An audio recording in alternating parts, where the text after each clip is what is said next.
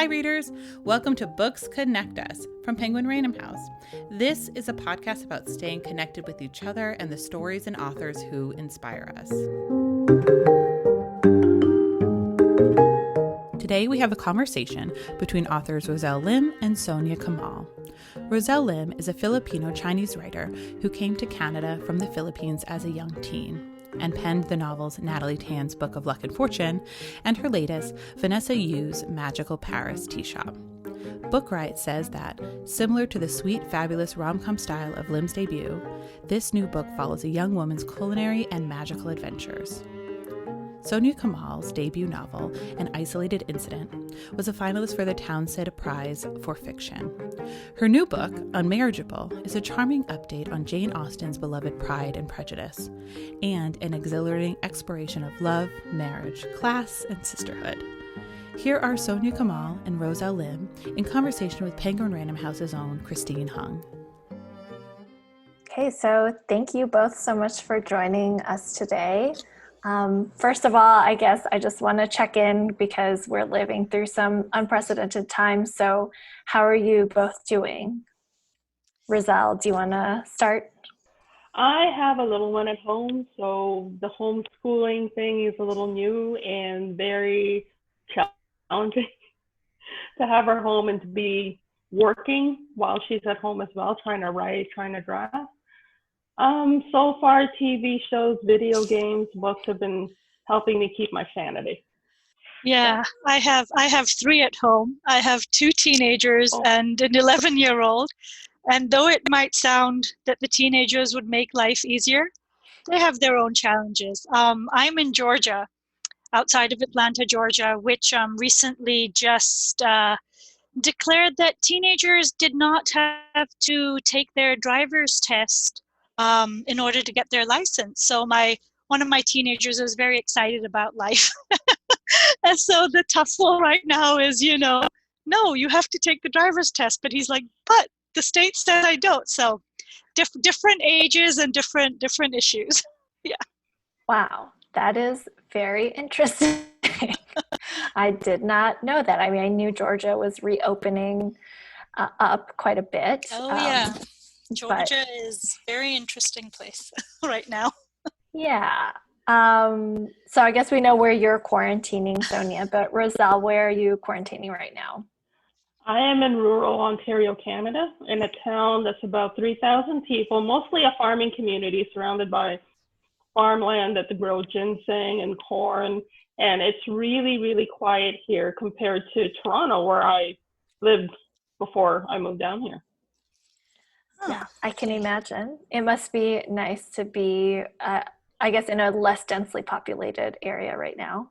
It really is. The only downfall is the access to the good food, like sushi and any type of food that isn't burger or fries is fairly hard to get a hold of.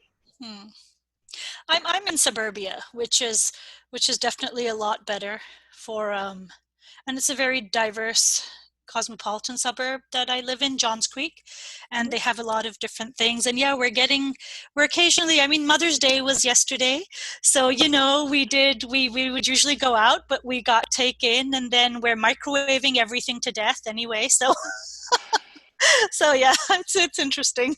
I was adamant that the microwaving taste changes the flavor of the food, and my husband was like, no, it's fine. So I was like, okay. That is too bad. I guess since you both are talking a little bit about food, are there certain foods that you're turning to right now to get you through the pandemic? I subscribe to the Triple C: chips, chocolate, and cheese. Oh, that sounds great, Roselle. I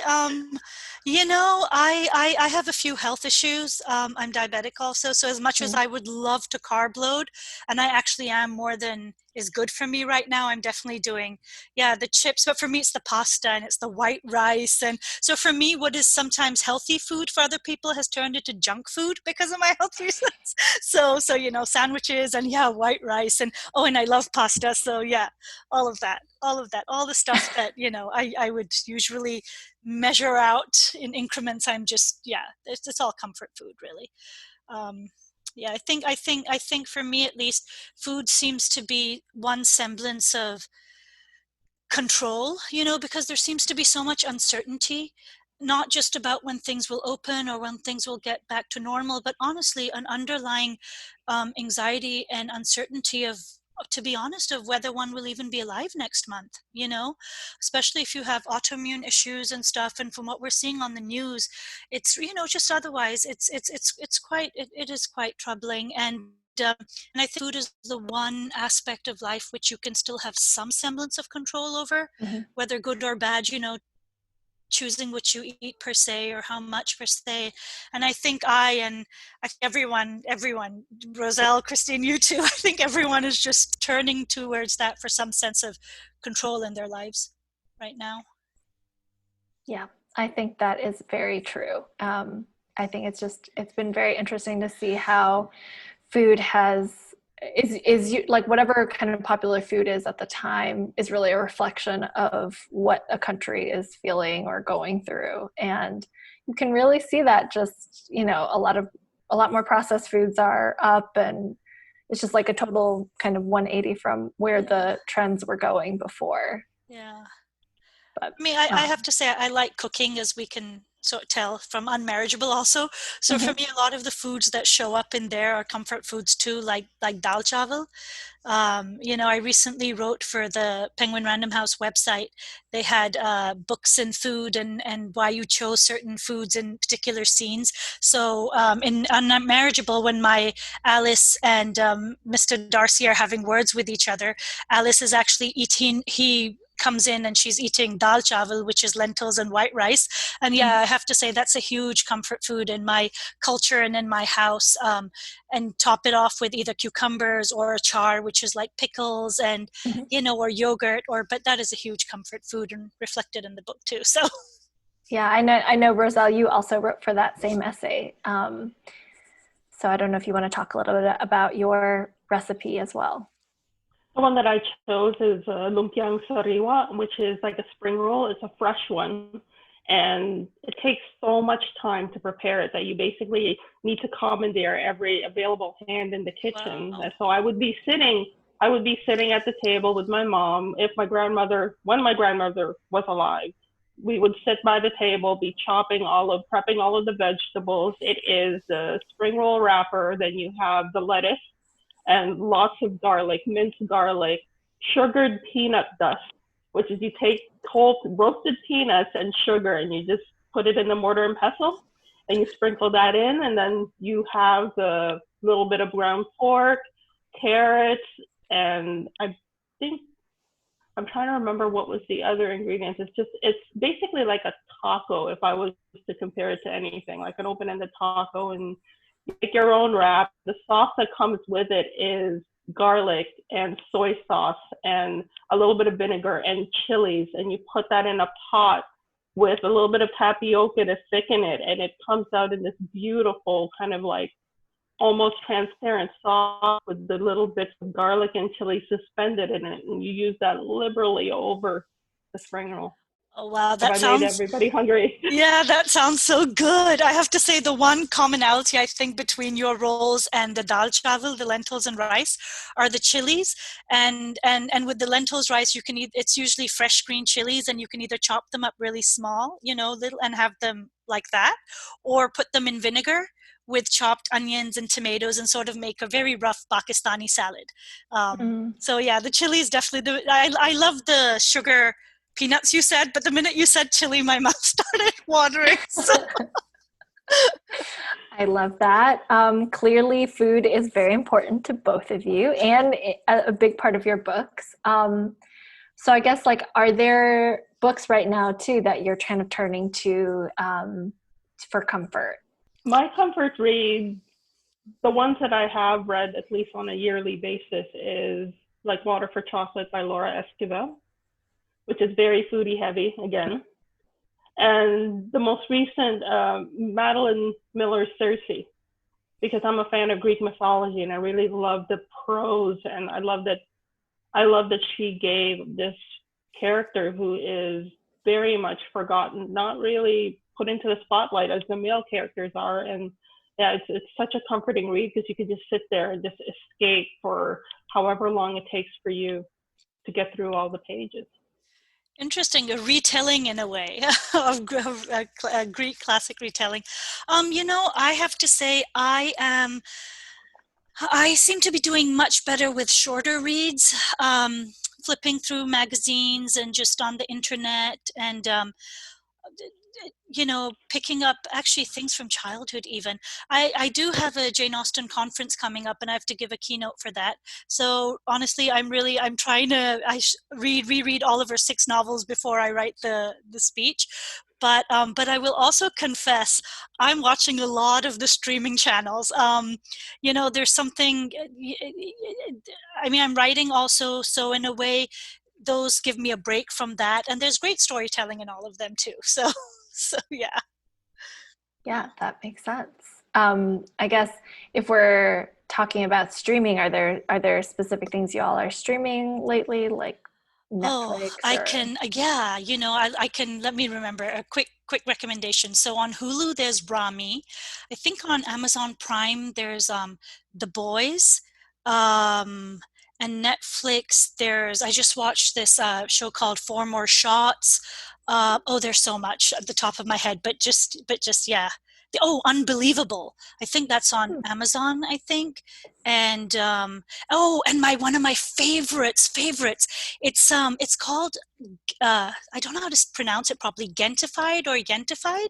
It's set in LA, I believe, and it's set in a small mom and pop restaurant. And it's basically about how the area is being gentrified and how they're trying to hold on to their Mexican restaurant. And I actually started watching it because I was reading a interview about the screenwriters, and they said they were really scared it would be hard to sell because it's so culture specific in a way. And they were like, who would want to watch this? And I loved it because it really, for me, translated what I tried to do in Unmarriageable also, at least I hope, is a dialogue about the similarities between, the universalities between human experience, even if the cultures are different. It's a restaurant, it's food, it's how they're trying to hold on to their place in the neighborhood, in their world, in who they are, their identity. I love Gentified, however it's pronounced. But yeah, I can't recommend that highly enough. It's wonderful. Roselle, did you have any streaming recommendations as well? Always Be My Maybe. It's on Netflix. It's been there for a while, but if you need a good laugh, it's such a great rom-com. Kim's Convenience is also extremely fantastic. I just really, really love that show, and I'm so proud that it's Canadian, and it seems to have hit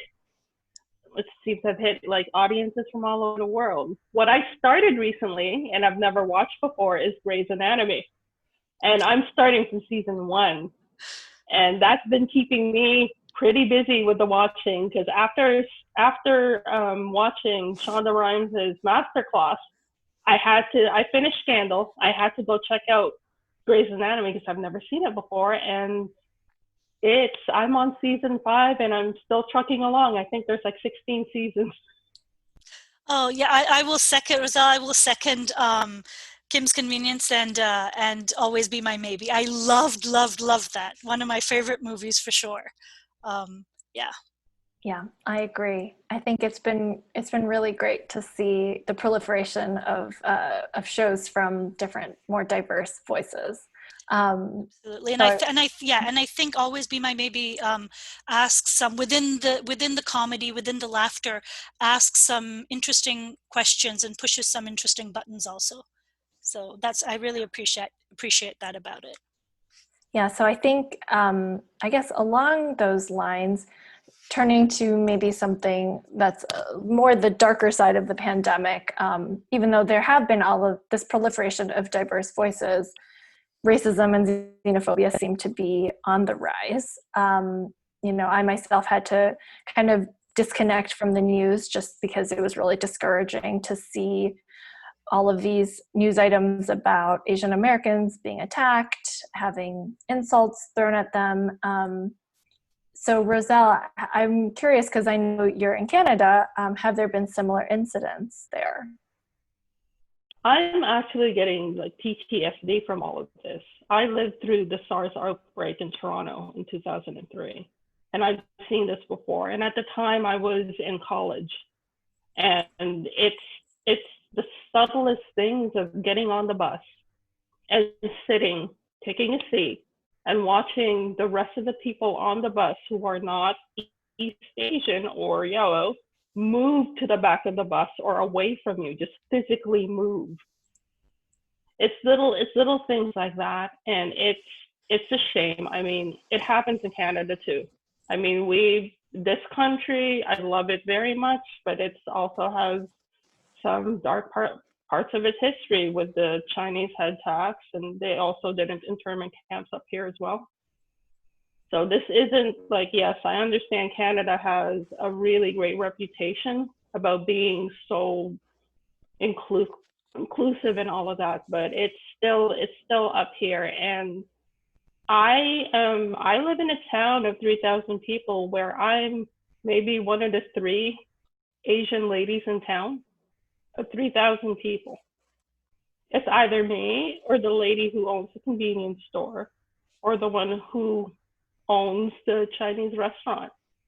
I could be easily confused with the other two. And it's like, I haven't been out. I'd like to go out, like I do my groceries, and I've been debating about the face mask, honestly. I made myself a handmade cloth face mask, thinking that if I wear that out, would it be better? Would it be better? Would other people would find me less threatening, or it'd be okay, or would it make things worse? It's just incredibly difficult living through it again for the second time. Yeah. And I could see, for Soniah, this is not a perfect parallel by any means, but there was obviously a rise in Islamophobia after 9/11. So I guess, how did you cope during that time period? Do you have, advice to give to people who are living through that now? With 9/11, and suddenly the whole debate about, debate? Suddenly different definitions of what was freedom fighting, what was terrorism, etc. Something I actually tackle in my first novel, An Isolated Incident. So seeing it suddenly play out in real life was very alarming and very interesting, to put a mild term to it. It seems to me that every so often, whenever something happens, a certain group is targeted, blamed, or maligned, be it with 9/11 or be it now with COVID-19. But there seems to be one group that can get away with school shooting and doing all sorts of things, and they're never blamed in the same way that other groups are. Which is, we see that with African Americans also. The African American community, I think, has been fully aware of how, at least in the U.S., I don't know about Canada, but at least in the U.S., how quickly they can be scapegoats, quickly they can be targets, how their bodies, how their persons are othered over here. And I think with anything that happens, the rest of us are able to get a window into that also. And it's really frightening. I mean, with 9/11, suddenly Muslims were to blame for everything. And I remember the 1995 Oklahoma bombing of the building, and I don't remember anyone saying that white Christian men were terrorists or everyone was to blame or whatever. So to see that as an immigrant who'd come here because of diversity in America, because of thinking that naively perhaps, I came out to college here first, that things were more equal than in other countries, and to see that's not true has been very disappointing and very disheartening. I do think actually after 9/11 things might have been in some ways A little less alarming because the president at that time seemed to not want to other everyone and create more hardship for a multicultural community, and we're not seeing that togetherness now at all. And that is really, that I think should alarm all of us. But, we're all in together. I think there's pockets of people who want to, break us all apart. But I come from a colonial country where divide and rule was the credo, and one thing we don't want to do is divide and rule. So you see an Asian person, you see whatever sitting on the bus, sitting whatever, you see someone targeting someone else, you stand up there and you raise your voice, you go sit next to that person. You order from that Chinese restaurant, you do, we have a voice, and together that voice can be a roar. So I guess on a very different note, let's talk about the books that you've both written, which I think are really great escapism right now, given these kind of dark times that we're living through. So would you each just kind of give us a short description of your book and what it's about? Roselle, you want to go ahead? Okay. Natalie, my debut that came out last year, Natalie Tan's Book of Luck and Fortune, is about a chef who returns home after her mother's death to reclaim her grandmother's legacy in her restaurant, and this is set in Chinatown. If you love food, everybody has told me I've made them hungry, and that I find that to be a badge of honor for this book. And this is a book that I wrote that is basically a mirror, and also it discloses to me it discloses like how hard it is to eliminate the stigma of mental illness within my community. I wanted to open a dialogue to show that even though you may suffer from mental illness, you could still be a great mother. So that's for the debut. The book that's coming out this summer in August is Vanessa Yu's Magical Paris Tea Shop. And this is about a young woman who travels to Paris with her aunt to learn to control her gift of clairvoyancy. And this book, I wrote it because I wanted something fluffy. I wanted something happy, just sheer happy, fluffy wish fulfillment. I believe that if, as a POC writer, you can write about anything. You can write about your trauma, you can write about your happiness. And I just choose to write about the happy because this is my happy book. I guarantee there's probably going to be sad books after this, but the happy is at the right time, apparently, too, because we need that right now. Yeah. Well, my novel is called Unmarriageable. It is a parallel retelling of Jane Austen's Pride and Prejudice. And by parallel, I mean that it follows the plot line, and all the characters from Pride and Prejudice are present in Unmarriageable. It was written as a post-colonial retelling because Pakistan, where the novel is set, is a post-colonial country. The British Empire was there, and as British subjects, we were supposed to learn English, be schooled in English, look up to English, read the Western canon, read English literature, but never really supposed to write it or write something to it. So I wanted to reorient and retake identity in a way, and take what is one of my favorite novels and also one of the favorite in the world, I'll say, Pride and Prejudice, and reset it completely in Pakistan. So I think this is the only retelling to date, actually, right now of Pride and Prejudice or any of Austen's novels, which is not an immigrant tale set in the US or Canada. This is completely set in Pakistan, and yeah, it has the love story. It has Lydia Bennet running away. It has Mrs. Bennet being herself.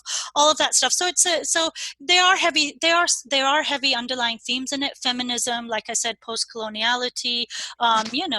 But yeah, on the top of it, it's you can read it for both. You can read it for the fun aspect of it, and I hear, I've actually had readers tell me that at this very difficult time, they found it really hard to get into books, but with Unmarriageable, they were able to do that.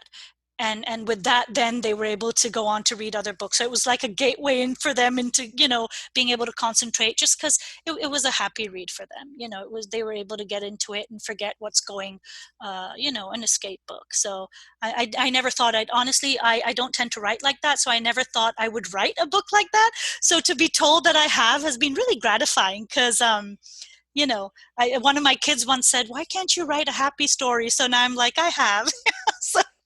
So that is good to know. I don't know if I can do it again, but we can always hope. So I love it. So I guess I'm also curious, because right now it's Asian American Pacific Islander Heritage Month here in the US. Not sure actually about Canada, but can you tell me about the first time that you maybe saw yourself in literature, and, or maybe your favorite Asian author that you read as you were growing up? For me, in fact, this is one of the reasons I so very much wanted to write Unmarriageable. Like I said, I grew up in Pakistan, in Saudi Arabia also, and in England. Saudi Arabia, I went to an international school, but my formal education and actually the language I speak in and know is English.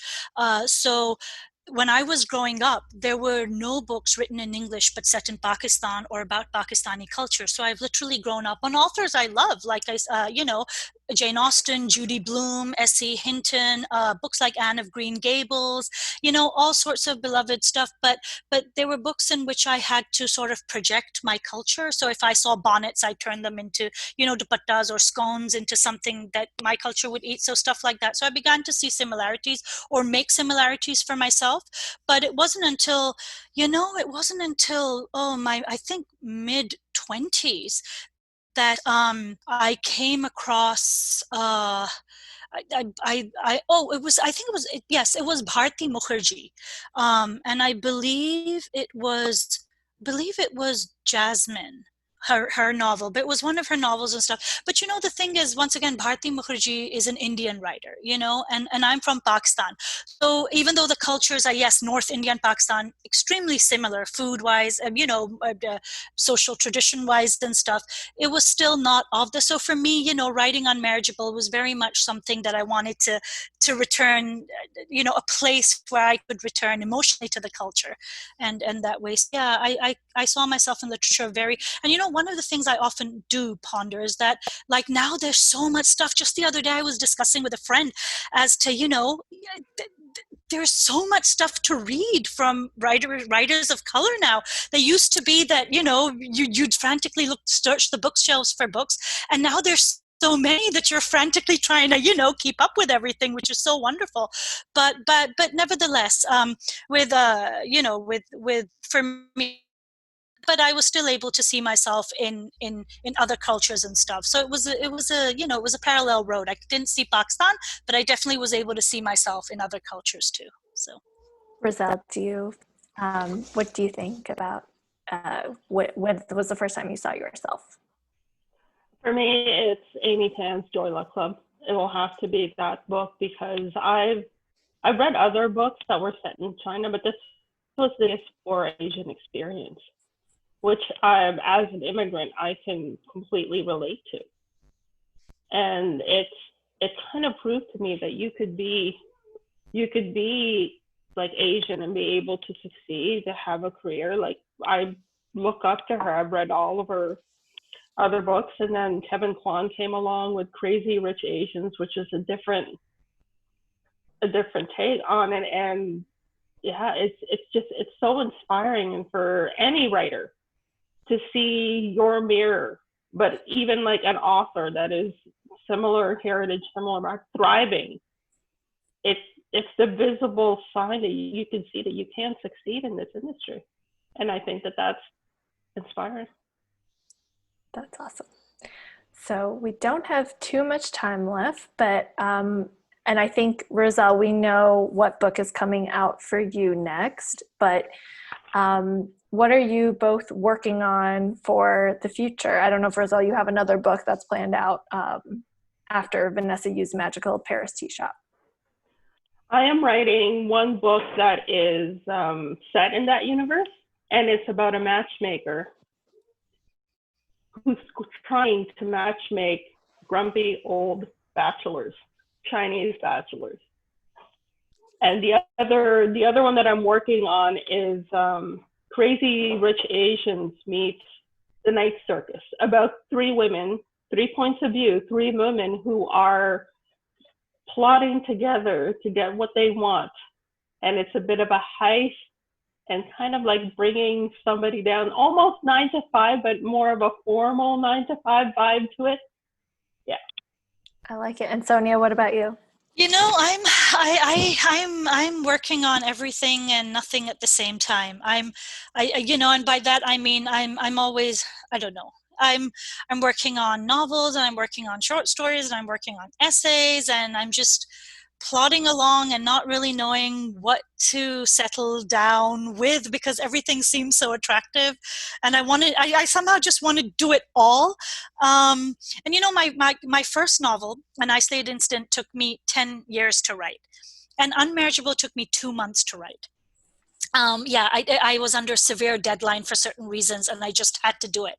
And my big problem actually is not even so much what I'm working on or what I want to write, as in what my process to write is, because between 10 years and 2 months, there's such a vast difference of how to write that I don't really know how I write. So I'm hoping that whatever I do end up finishing next will teach me what my process is, because right now I'm just, you know, honestly, at this point I'm like, oh, I just want to write another novel in a week. Even 2 months seems too much. But the 10 years, especially if you're doing something which requires a lot of research, then you need to give yourself the time. So really, I think I'll surprise myself and everyone else as to what exactly gets out there next. But you know, I think it's you know, either diaspora or set in Pakistan again, but definitely something about geography and identity and the places we find ourselves in, and also the places that find a life and placement within ourselves. Like my life has been very nomadic, and so I like to think that there's roots even in rootlessness, and that, you know, there's location, dislocation, but relocation. And so thematically, that's where I am always. So yeah, I don't know what exactly, but something to do with those themes. And food, like we were talking about food really is food is a very very place-based cultural item, because no matter where you are, that food, be it through memory, be it through preparation, be it through whatever, it brings memory and evocation of that place that you're eating. In a way, I call it plating memory. When I make foods from Pakistan that connect to my parents or grandparents, I call it plating memory, because literally that food I'm eating, the dal chawal I'm eating, is not just lentils and rice. The lentils are my dad's favorite. The rice is my mother's culture. So I'm eating my mom and dad, basically. Eating with them. Let me amend that. Well, thank you so much.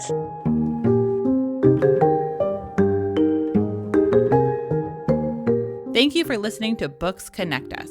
For more great book recommendations and information about your favorite authors, feel free to follow Penguin Random House on social media or visit penguinrandomhouse.com. And if you've enjoyed what you've heard, go ahead and leave us a review on Apple Podcasts, as it helps more listeners to find our show. This podcast is produced by Pat Stango and edited by Clayton Gumbert. I've been Erin Leaf, and until next time, this has been Books Connect Us.